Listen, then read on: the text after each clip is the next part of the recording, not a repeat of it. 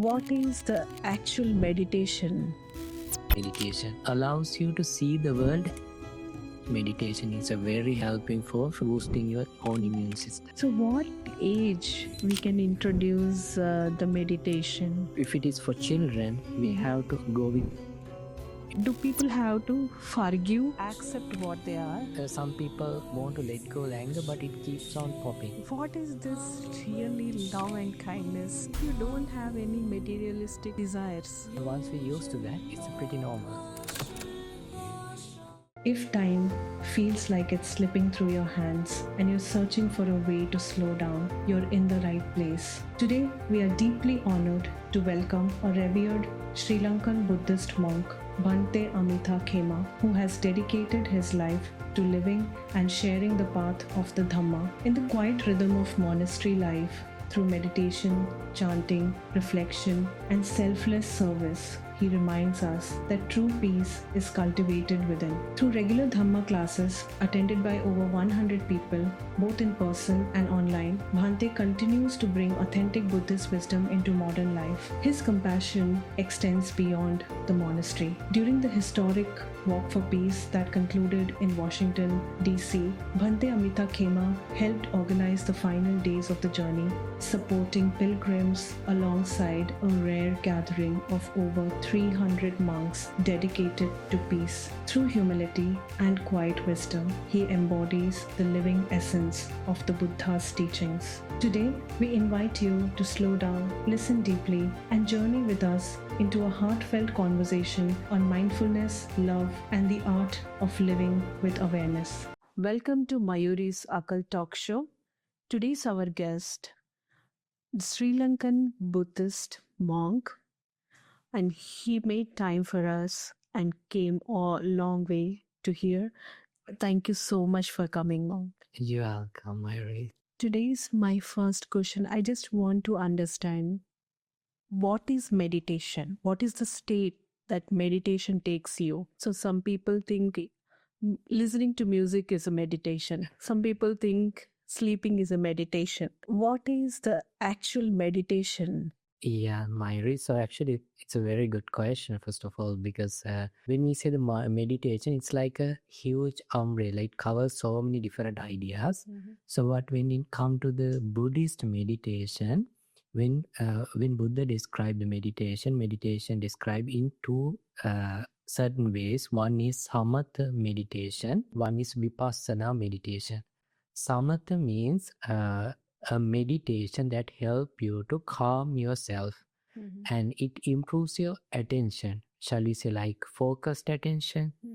And so the Vipassana is insight meditation. It allows you to see the world as it is. The first Samatha meditation, there are like shall we say, like someone focus to their breath and improve their attention. So that allows them to calm themselves, rest their mind instead of having a wandering mind. And there are 5 hindrances that disturb to our daily life to actually for our inner peace. Those are we want to have our inner peace, but our mind going along in the sensual pleasures. In that way, we don't have kind of inner peace and happiness in ourselves. Samatha allows to reduce it. Samatha allows to overcome from the ill will, anger. Sometimes you may find like if there is kind of a bad incident happen in the morning, you are preparing your dinner, but in your background you feel like that unpleasant thought patterns keep on coming and popping up. So the Samatha meditation allows you to reduce that also. And Samatha meditation allows you to overcome from the drowsiness and the sleepiness. Think that you want to focus to something, but your mind asking, hey, how about taking a nap? So you can overcome from that.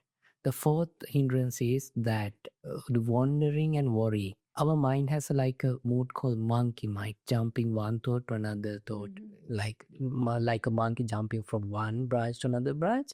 Keep on jumping, like keep on thinking, and wherever if mind finds something to suffer, pain, keep on worrying on that. So focused attention, Samatha meditation allows to overcome from that. And then the fifth one is the doubtfulness. living in this world, we always have doubtfulness, like, am I doing right? So and so things. So samatha meditation allows to reduce all those 5 hindrances and not only actually focus the attention to one particular anchor point. Actually, with that anchor point, we can create open awareness, like cultivating metta, the loving kindness, the karuna, compassion, mudita, appreciative joy, upeka, equanimity. All those are categorized in the samatha meditation.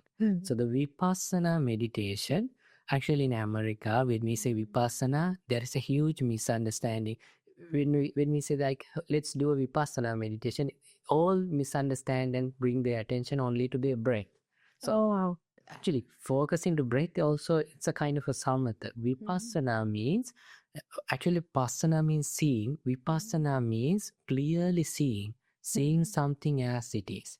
Oh. So One example, yes, monk, for normal people who can understand, like, seeing clearly yeah, what it means. right, yeah, actually, so when we say seeing clearly means, it's not like, shall we say like this, so usually we discuss things like that, oh, hey, take off your glasses and see what's going on. Don't just see through your only your point of view. When we go to the very basic, the fundamentals, there are 3 fundamentals we can see in this existence.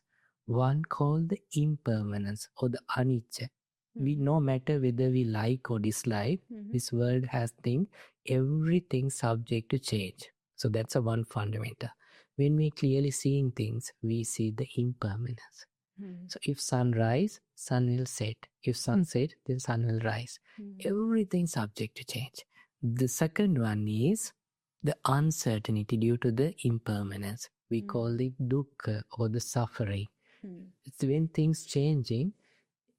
If we have attached some one stage, when that stage change to a different stage, we feel suffering. So the third characteristic in this existence is the anatta, or there is no like. It doesn't matter whether we like or dislike. We can't hold things. May it be like this, may it not be like that, like this.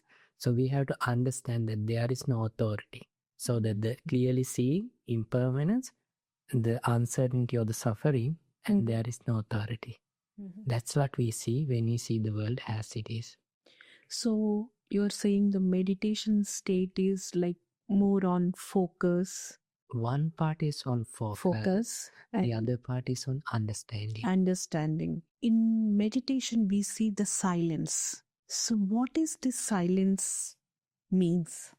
Yeah. So when we say the silence, there is a one silent also, we call it like taking a break from the daily chaos, the ongoing sounds, and being in middle of chaos. We don't actually, it's a kind of a place, so much of distractions. We call that kaya viveka. That means resting our body. But there is another part, resting the mind. So it doesn't matter whether you are going to you are coming out of that chaos, but you are think that living in a alone room, but your mind is wandering. That's not a resting at all. That's not a silent at all, because when mind is keep on popping the thoughts and talking. Buddha is saying that tanha dutiyo, that means our ego is the second one, lives with us. So it's not alone if we being with that.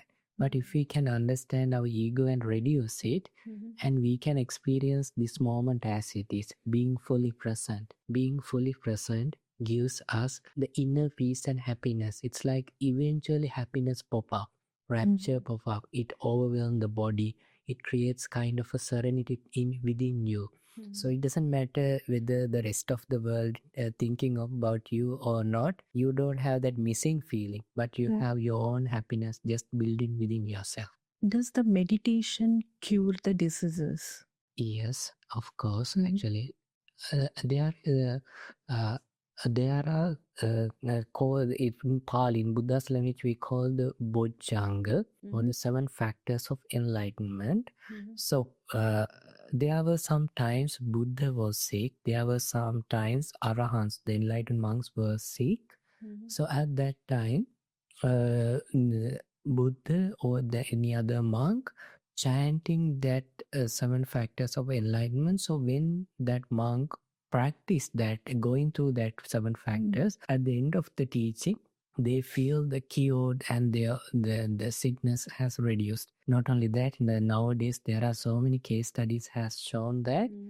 There is a nice study, I think in 2004 or so, like divide into two group, and the whole both group infecting, I think, the influenza, and then one group practicing the compassion meditation and the other group not.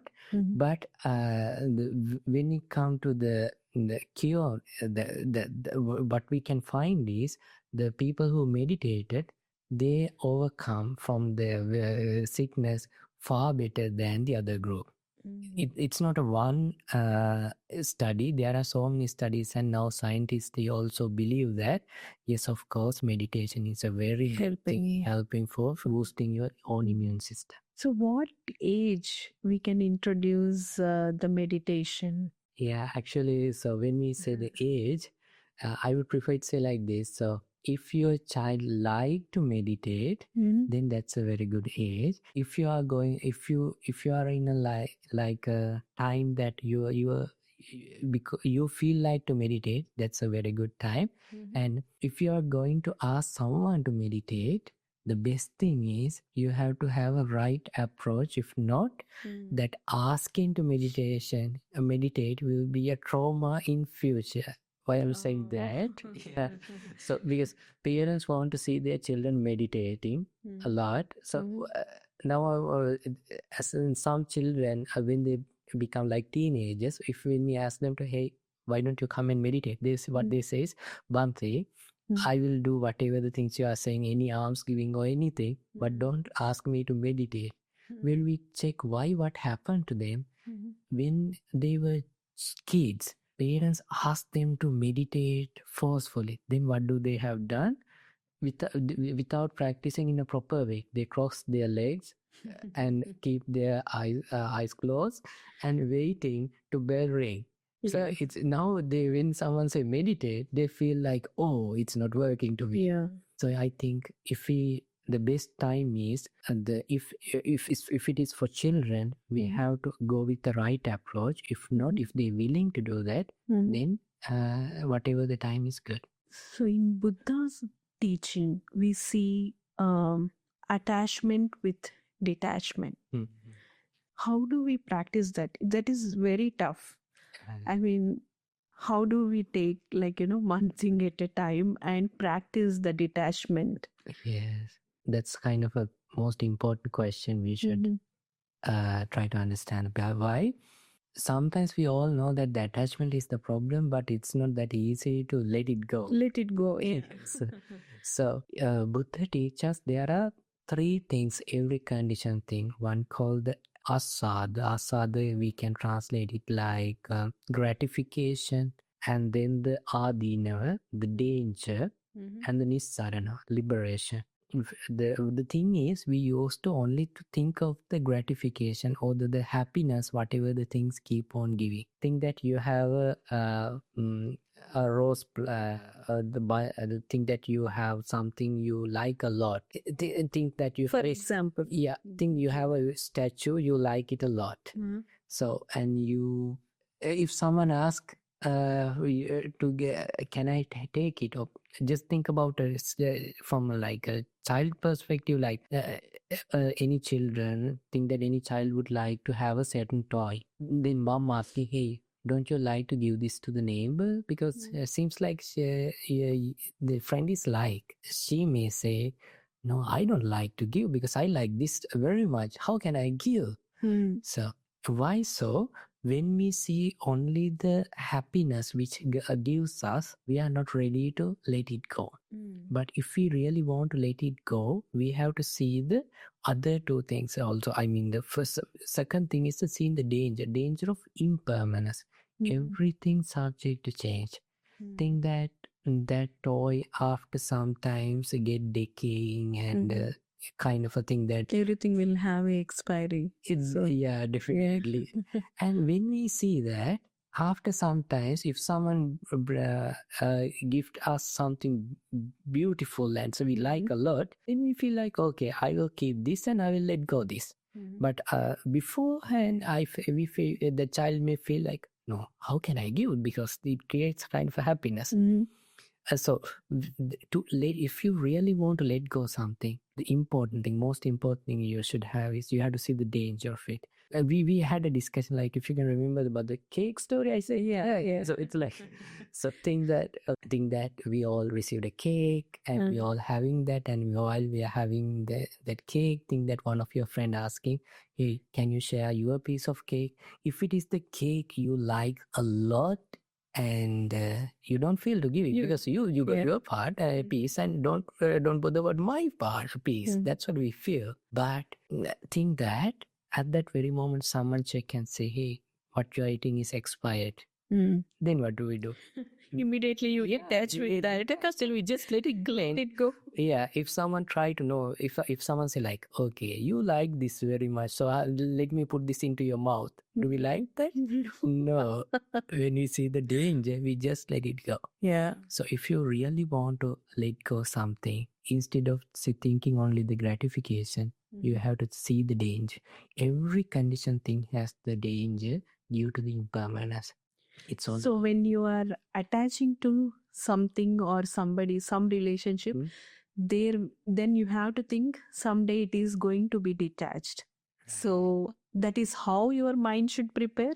Yeah, you have to see the not only the things that in a Hindi movie, the Bollywood movie, that playing in a flower garden and singing song. It's not only the life. It has everything. Yes. So when we seeing everything like whole 360, then we feel like, okay, it doesn't matter, I like a lot. My emotions also can change. Not only that, the other person's emotions and feelings can change, and because I can't hold it. Or this attachment comes with the comparison. If that person finds someone better than me, it can be changed. So when you see the danger, it can create a distance. Actually, we can hold our true love. True love means accepting that person as it is, but we shouldn't try to frame that person, you should be in this way or not the other way. So for that understanding is really helpful. If someone has that sort of understanding, that relationship will be very healthy. If not, it will be very toxic. Why? Suspicious. Yeah. Afraid of losing. Yeah. We are talking about the detachment. Now, forgiveness. Yes. So, do people have to forgive and accept what they are, or move away from the things? Moving away completely, just avoiding and moving away. What do you think in these two sense? Sometimes you have to forgive, sometimes you may have to move away.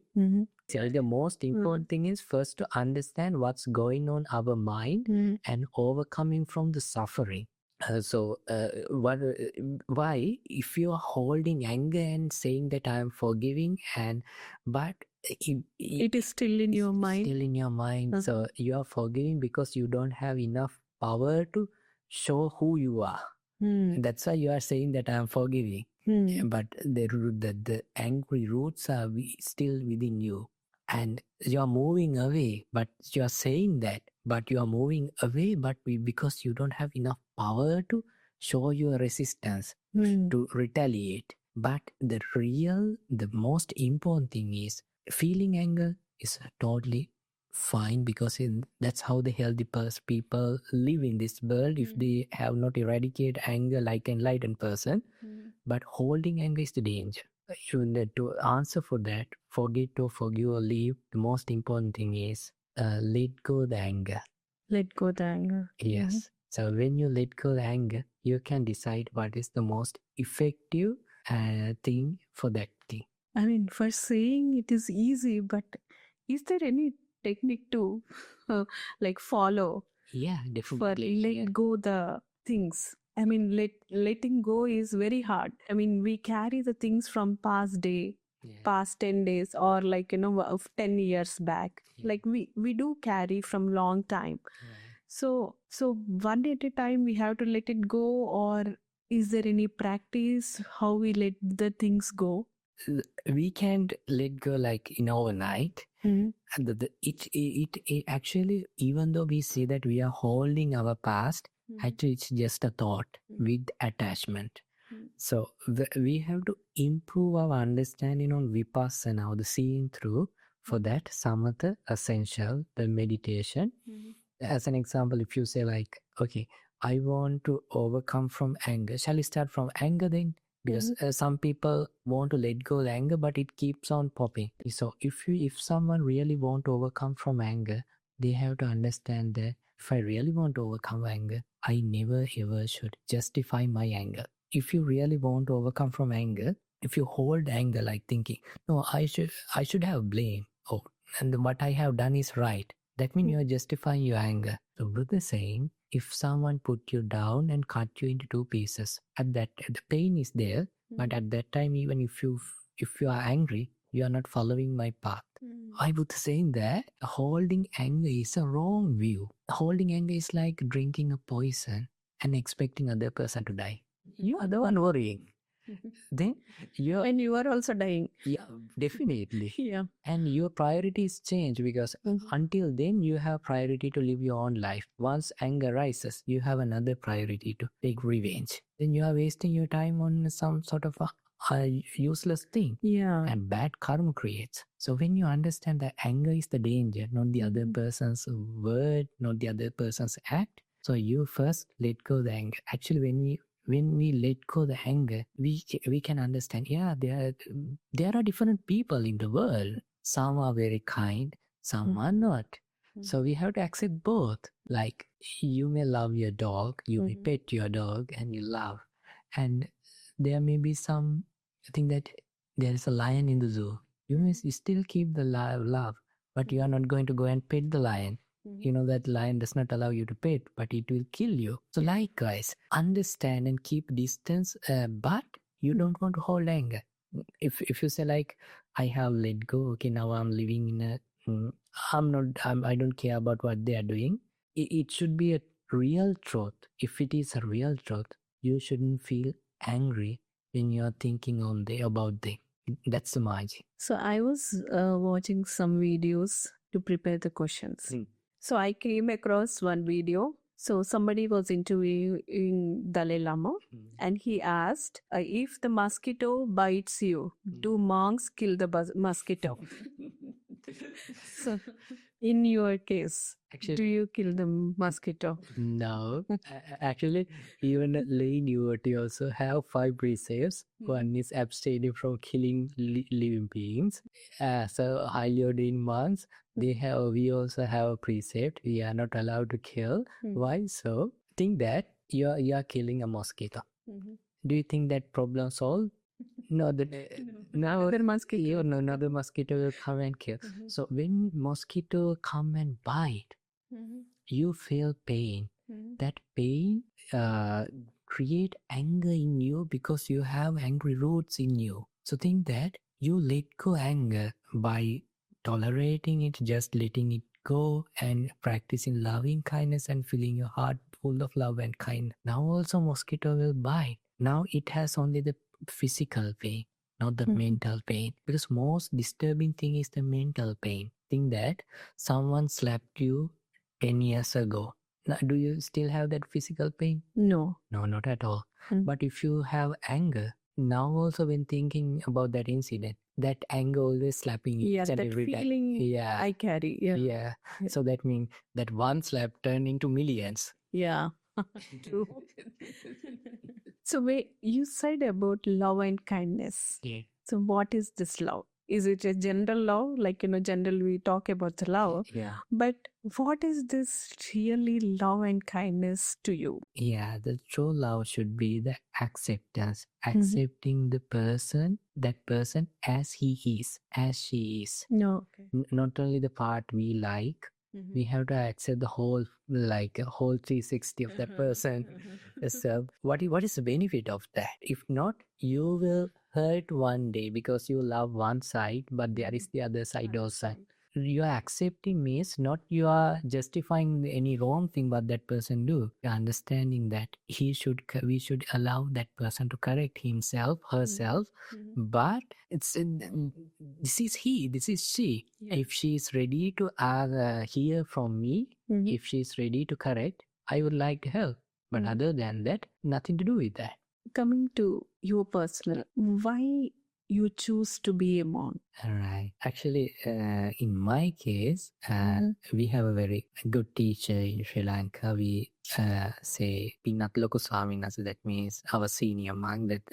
That's what say. He started to translate the Buddha's teaching, Buddha's language to our native language, and delivered nicely. Oh, Gita has a separate language. Actually, that language is almost like a dead language. It's a Pali, it's a descendant language of Sanskrit even. So it is not a Sanskrit? No, it's not Sanskrit. It's called the Magadhi language, called the Magadhi. Pali also synonym. Is it not even a Nepali language? No other countries speak, but Burmese monks sometimes speak, but no country speak at the moment. He translated and that allows us to, because I think that if something, it doesn't matter if it is something special, but if we can't understand it, we may chant it at the evening or the evening chantings, but we don't know the meaning. But he translated it, and when I was doing my high school studies, our tuition teacher in regular breaks, he used to say about the meaning of the life and philosophy. So then I was interested, and I was able to read the Buddha's teaching. There are like 18,000 scripts, and I was able to read like 2,000 scripts from especially that Vipassana part and things. I was so impressed about Buddha's teaching, and that was So your parents were okay, or no, actually parents, they have their expectation, but I had to convince a lot, and but eventually they allowed. So what is your daily activities? What is the monk life look like? So becoming a monk has precepts to observe. Starting as a novice monk has 10 precepts to observe: abstaining from killing beings, abstaining from stealing, coming to the celibacy life, and the abstaining from telling lies, abstaining from taking intoxicating drinks and drugs, abstaining from eating afternoon, other than tea or coffee or fruit juice. So you will finish your dinner, the last lunch at 12? Yes. And then only liquids? Yeah, liquids. The next day morning after sunrise, we are allowed to eat something. Is it not tough in the beginning for you? In the beginning, it was, because our body has to train in that way. But then, once we're used to that, it's pretty normal.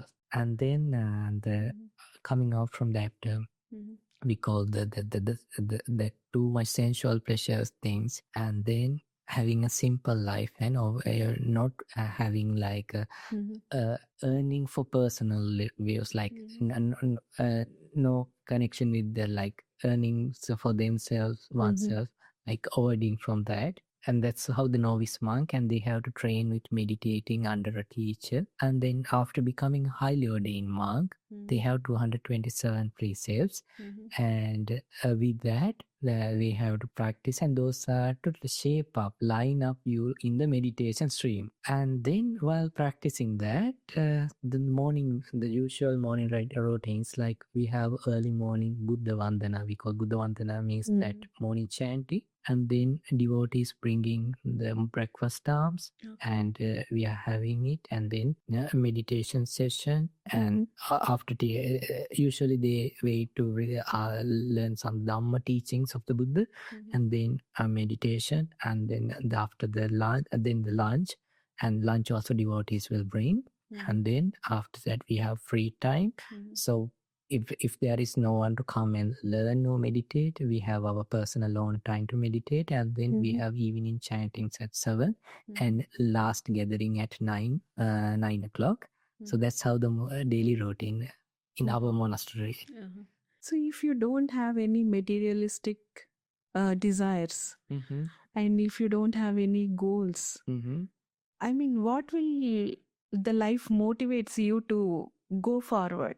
All right. Because in normal life, we have like certain things to buy, like, certain parties to attend, certain things to do, and certain things to show off. Yeah. So, I mean, what motivates?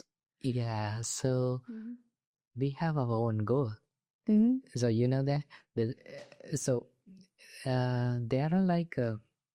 So when we say about our life, like if we can be honest to ourselves, the truth is the one Buddha saying that upaniyati loko adu, this world is going to decaying and there is no like we can be young whole day like. Yes. So it doesn't matter whether we like or dislike, we all have to accept the decay. And we are already day by day near to the day. So that's the life. So if someone say like, okay, I will achieve this goal and that goal, think that this is your last break. You are taking in and out. Can you do any sort of exchange? Hey, take my double PhD and give me another 10 days. There is no such a thing. You have to accept the life. Even if you give money, also There is no such a thing. Yes. So that means that all the other goals are like we just think that we can see whole everything and in this room, and if we cover this part to see, not to see the danger and seeing one thing, and we are just focused to one thing, and we are saying that we are working on that to achieve that, but we hide all the other things what we can see. So Dhamma, teachings of the Buddha, is like we are opening and seeing everything. When we see this world, we see one thing, that uncertainty, unsatisfaction, and sufferings are here. So if we can find a way to fulfill our life and overcome from the expectations, like attachment to the expectation, because expectations we need to live, because coming to somewhere else, you need to have expectation. If not, you won't be there at the right time. But attaching is the problem. If you have attached, if traffic hurts, if didn't allow you, you will be mad. So likewise, of overcoming from the cravings and understanding the suffering, cause for the suffering, cessation of the suffering, and practicing the path to cessation of suffering, that's what the monks go. In that way, monks are also practicing something, but the rest of the world can't see it because they are just focused to what they are just doing. End of the day, Yes. people have like millions of dollars, Right. and they run a whole life for it. Yeah. And at some point, they find for inner peace. So, what do you think? Like, do they have to practice from the beginning for the inner peace, or like how you take this? If they really want to see the inner peace, that means they have a kind of a good vision, wise consideration in themselves. Because most of the people, it doesn't matter, because there is a one thing called Buddha called uno loko atito tanhada, so that this world never fulfill. Like if you want to think that recently, if someone won like a 2 billion of lottery, that doesn't mean that he doesn't want another lottery. He still won. So if someone feels like okay, even I have things, there is something lack in my mind, that means he has kind of a good vision to see this world. So with that, I would suggest them to learn and improve the insight. Let's keep listening to the teachings and take some time to relieve your stress and focus your attention at least to breath. That would be good. And starting day with loving kindness meditation, double good, two goods. And ending day with kind of a gratitude practice, perfect.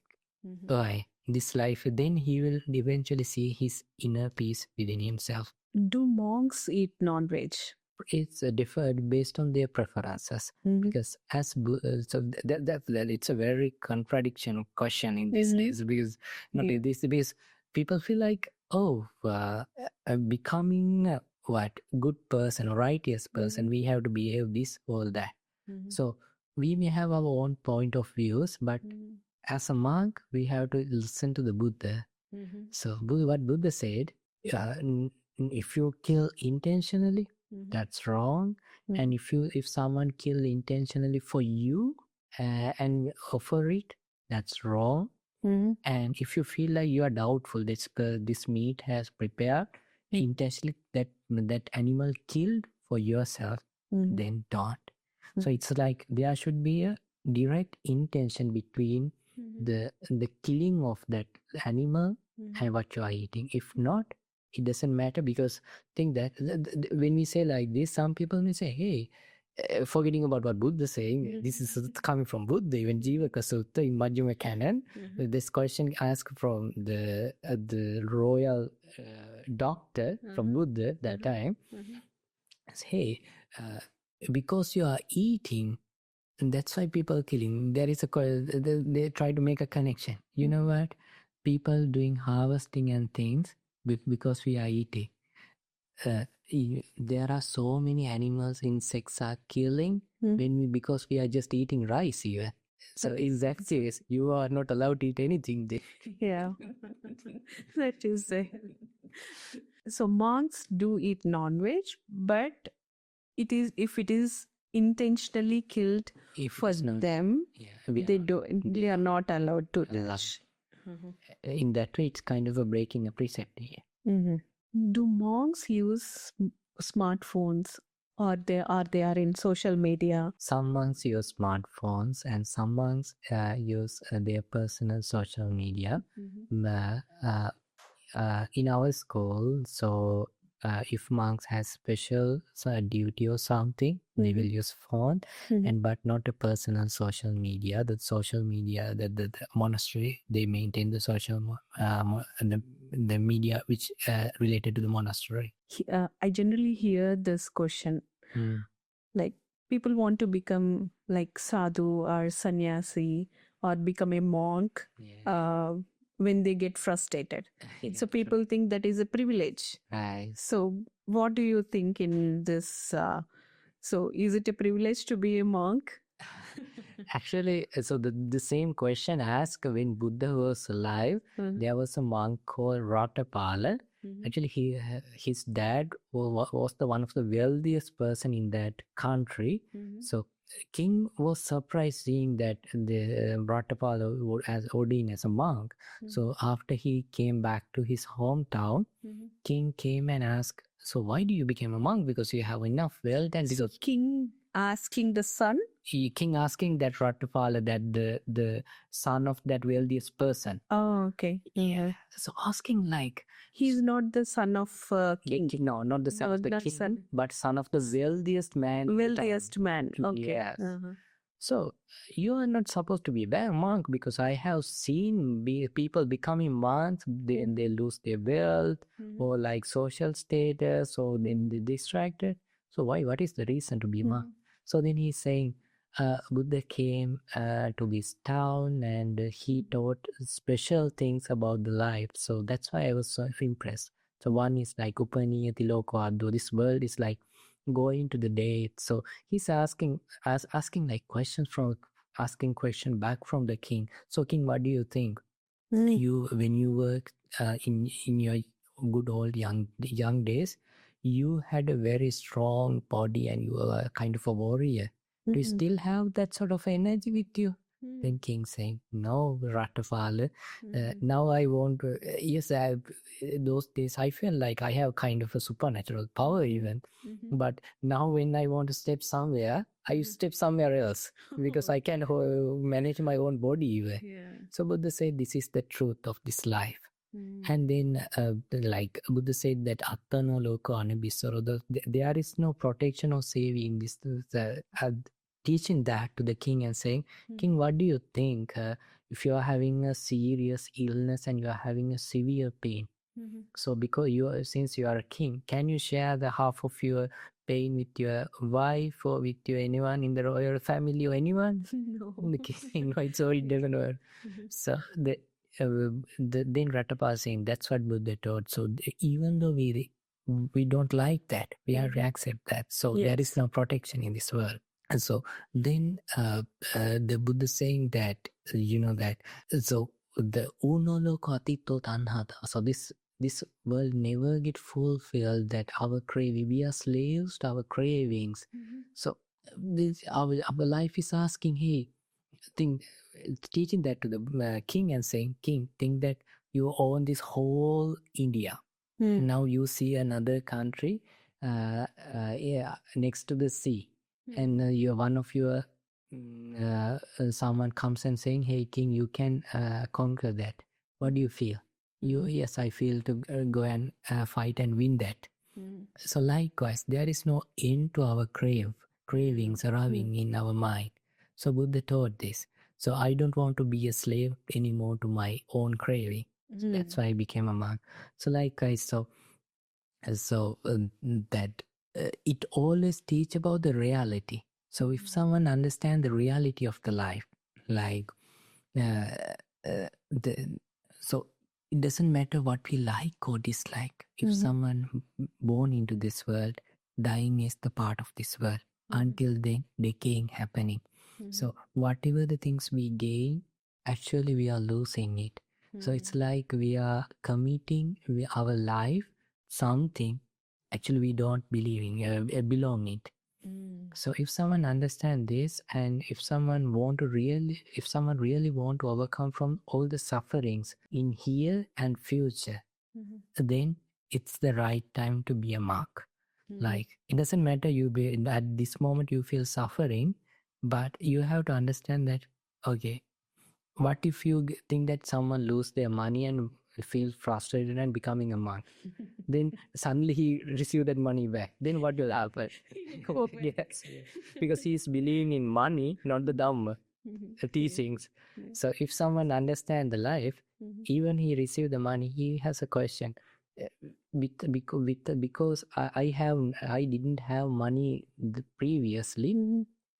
Then I got money. I thought it's the happiness, but suddenly I lose it and it creates suffering. If I attach to this again, this will again create suffering. So it doesn't matter using money, have your money, spend your money. If you can afford for BMW, afford for your mansion or whatever, do everything. But you have to understand that it does not have the happiness. If so, the billionaires should be the happiest people who live in this world. But it's not like that, because so think that someone in a prison, he doesn't have his own life what he's expecting, meditating and experiencing inner peace. The billionaire worrying that he couldn't start a new deal with the help of government. Who is the happiest person at that moment, the billionaire or the one who is in the prison? One who is in the prison is the happiest person. So at the end of the day, we have to understand that happiness arises in our mind within you. We feel that money is happy. The happiness, we put our inner happiness in the money. Then we want to take it back. We want to take happiness back into ourselves. That's why we are going to grab the money. Think the same way. Think that someone believe that, okay, where he sees a new car, and he feels like, okay, this car has the happiness. So then what he's doing, he's putting his inner happiness in that car. Then he has to work hard to buy that car to grab his happiness back. But it's not sustainable, because that company will release a new model. Then you want to buy that again. By the time. That's what happened to a smartphone journey. True. Can you talk about the Samadhi state? What is it like a peak of your practice, or what is the Samadhi state? Yeah, so Samadhi is not the peak. Samadhi is, from that samatha we learn that two different meditations. So there is a samatha samadhi and vipassana samadhi. In samatha samadhi, that means samadhi is basically the concentration. So chitta se ekaggata, that means the focused attention. Samatha samadhi has four samadhis with form, and without form there are another four samadhis. We call first jhana, second, third and fourth jhana, and then the formless samadhi we call akasananchayatana, or the vinjananchayatana, akincanyayatana, nivasanya, nasanyayatana. So each samadhi has each conditions. So like the first samadhi has the vitaka, vichara, that means that mind narrations, and piti, that rapture, the sukha, the happiness, ekaggata, the concentration. So the second samadhi doesn't have the first, the vitaka vichara, but rapture is there, happiness is there, the concentration is there. The third samadhi has only the happiness and the concentration. Fourth samadhi has only the concentration, not the that mind variations and the rapture, happiness, and but when it comes to that samadhi contains the form. That means the meditator can experience their body. But when it comes to the formless samadhi, in there he does not experience form. It's a kind of a consciousness actually. So that without form, without the body, he experience the empty. The akasana and chaitanya means like it's a kind of a perception. That samadhi, when it tuned more than that, it comes to the vijnana and chaitanya samadhi, and then likewise those samadhis developed. Actually, but that samadhi is not the end. That samadhi allows you to see your mind as it is. So with that, we have to see the impermanence in that concentration, the uncertainty, and then no authority, that selflessness, that allows you to free your mind from the attachments. Once your mind free from that attachments, that's the final goal in Buddhist teachings. We call the Nibbana, or the liberation. So soul travel. Did you had any experience? Right. The soul travel. And so personally I didn't have. So as monks even, those sort of things we are not allowed to discuss even. Yeah, but even when Buddha's time, there were some monks, he had that special ability, like so there is a very nice incident. So sometimes we feel like people who are very intellectual, they are the one very good at the wisdom, and so actually there was a one monk that the brother, two brothers. So the elder brother is a kind of a very good scholar level teacher, actually very good monk, the Mahapantaka. The brother, the younger brother, trying to buy heart four-line verse for 4 months, but he couldn't do that. So then elder brother said, okay, you better go home and take care of things. You are not good with doing this meditation and stuffs. Then the younger brother was so unhappy about that. He does not want to disrobe. So when he was crying and waiting, so Buddha came to see him and said, hey, this is these teachings are not belong to your brother. These teachings are, I am the one who's teaching. Gave him a kind of a practice, like gave him a white pure cloth and asked him to rub it by focusing to it, saying that Rajo Harana, that means removing the dirt, But when he keep focused to that and doing the same thing, it creates that because of the sweat in the hand, it made dirt.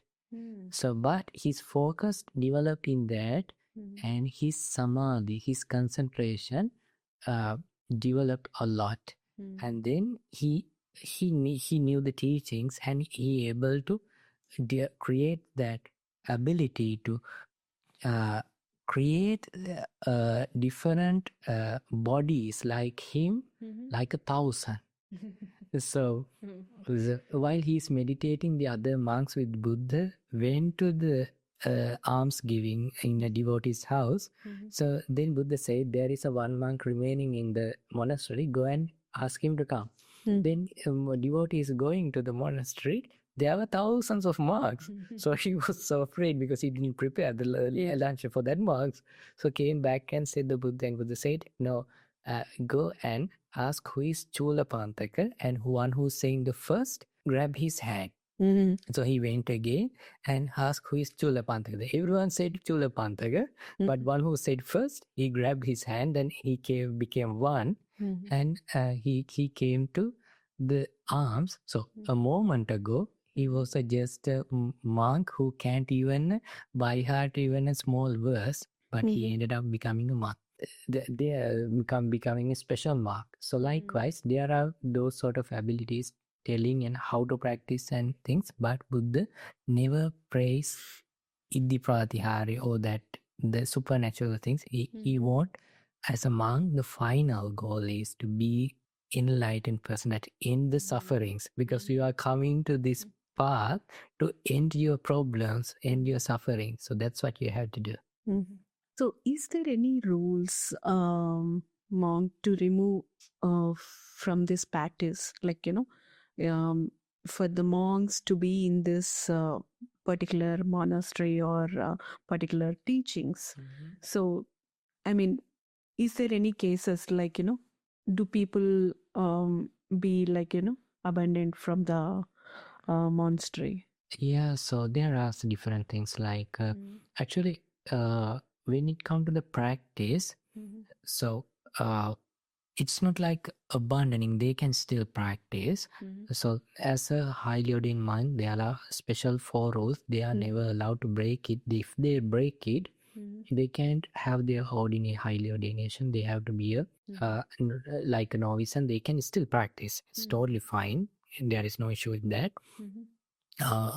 But if someone think that being a monk, but he's not practicing the path, but he's discriminating what Buddha taught and he's rejecting it, those people are not allowed to be a monk. Other than that, because mind can be, because the mind is kind of so dwelling and changing. Even he has a strong determination to practice teachings, sometimes his mind may wander and he may do something bad. That doesn't mean that he should be expelled from the path. It's not what Buddha said. Buddha is always allowed to the practitioner to improve themselves, open themselves and improve themselves. That's what Buddha teach. On the same lines, like, do monk has regrets? If so, Yeah, how do you practice to come out of that? yeah, the regrets arise if anything like breaking the precepts, or like any verbal or physical action. That's you think that out of anger, if someone scold someone, so that's not allowed in Buddhism. But we have to concentrate and eradicate the anger, not the other person. Yeah. So Buddhas also, the monks also get angry. Yeah, I do. I have seen a lot. But they have to come out of that. Yeah, definitely. Think that as a monk, I haven't seen that. I haven't seen, but I have heard. Think that if monk hit someone, that means he didn't really overcame from his anger. The anger overtaken his mindfulness. Yeah. That means that's something he shouldn't do. Then what? So then he has the one precept has broken already.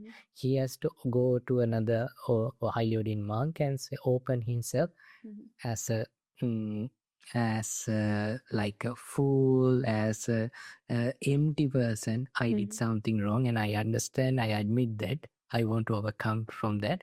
Please give me chance to be open. So like guys, it's to being open. That's what the teaching. It's not like punishing. It's like the overcoming from the regret is the way.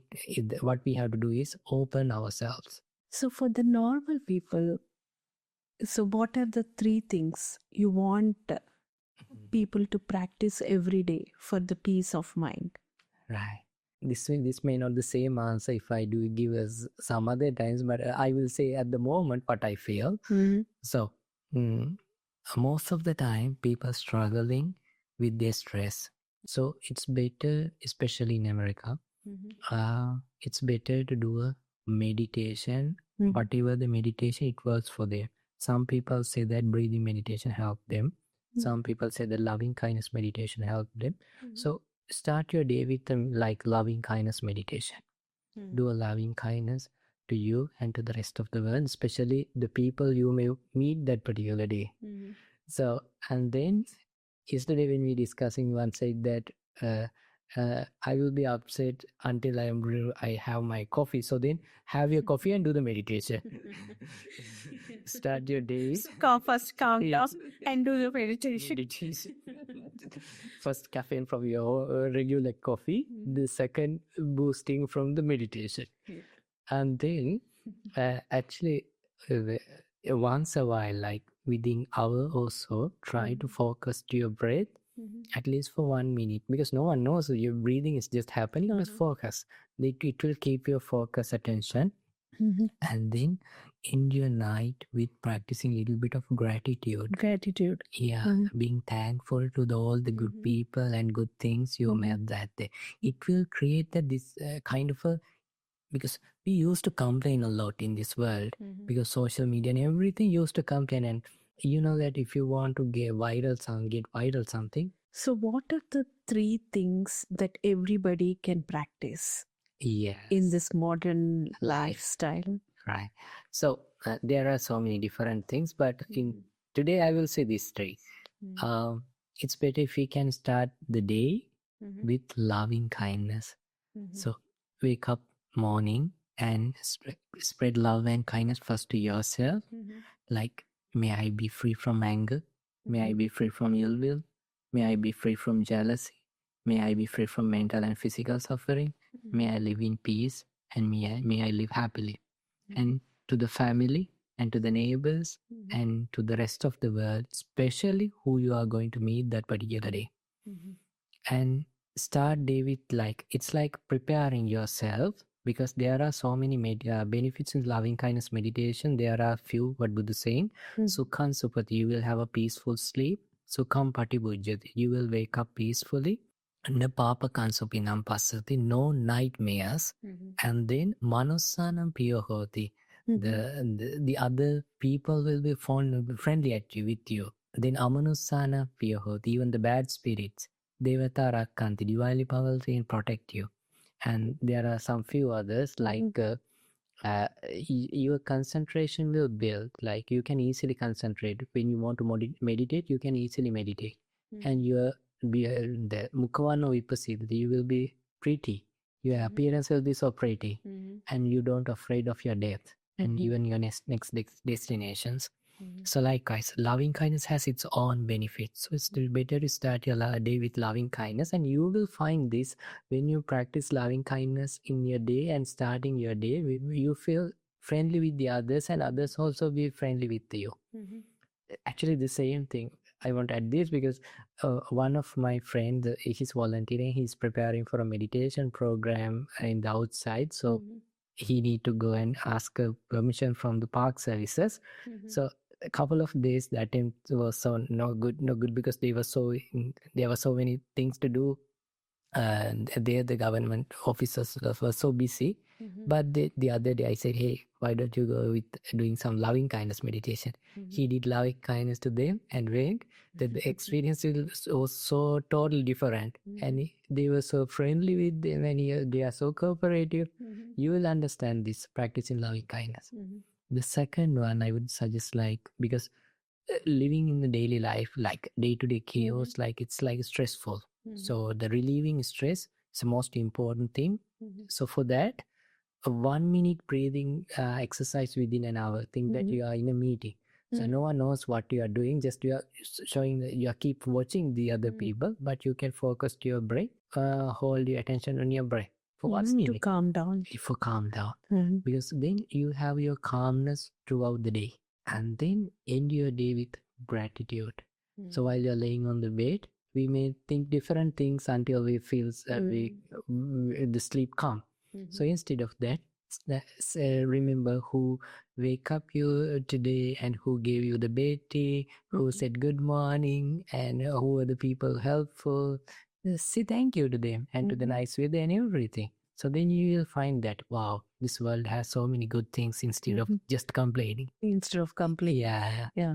When the people start meditation, so do they have to change their food habits? No, but when you are keep on doing, if you are like a meditator and meditating for a long time, reducing the amount you eat may helpful, because think that you are going to meditate after eating, it doesn't help a lot because you will fall into sleep. Because energy goes to the stomach, not to the brain. Yes. If somebody is going through a lot of pain in financially or physically, mentally, whatever it is, so do you think there will be success coming through in their way, or some opportunities are coming for them? So what do you think the pain gives you? Pain is a kind of opportunity. When you manage it, you don't mismanage it, it will be a disaster. So you have to know how to manage that, because pains and sufferings are like paradox. If you can give a flashback to your own life, you will find that pains shaped up to you to this moment. If you didn't have any sort of a pain, so that sort of a things, you don't know what is life. That's why people saying that the wealthiest people, if they don't teach how they become wealthiest people in the society to their children, they will lose the money, because they don't know how hard it was to earn money and things. So likewise, the pain shaped up them to themselves. Your pain shaped up to you up to this point. So, but if you mismanage it, pain will be a suffering. But if you manage it correctly, you can develop yourself. If you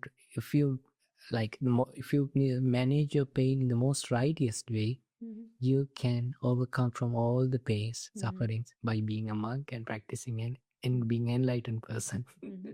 So being a normal person also, they can also still manage the pain with the Teachings. teachings. Yeah, definitely. As an example, so as I said, like one day she was about to suicide.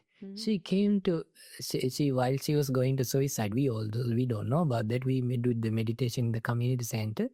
And at the end of the meditation, the volunteer brought her and said, well, Bhante, she want to say something. And what she said was, I was going to suicide myself. I'm having a severe pain. I had. So I don't know what is meditation. Even I just came and sit. Now all the problems are solved. After 2 months, and now once she came back and said, now since she has own experience, she is practicing to be a life coach. Then I said, Oh, yeah, people who has the bad experiences can be the best teachers, because they know what is the pain is.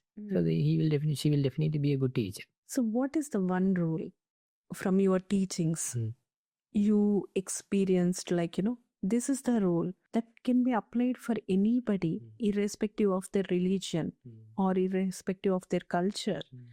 What is the one rule for the, that you have understood? Yeah, actually, so the whole Buddhist teachings we can't put it in the basket of religion, because it applies to each and every mind. So as an example, it's like this. I can say there as a rule, this is the rule. So it doesn't matter to have expectations. If you have attached to expectation, then you are suffering. Why? Your expectation is one probability that can happen out of many. So if you can understand this, you can have your expectation, you can have goals, but you don't want to attach it. Attaching means you are putting your happiness in that goal and in that achievement. Then you will lose your happiness until you achieve it. So you can keep your happiness and work for your expectation. My final question is, how do you build your willpower?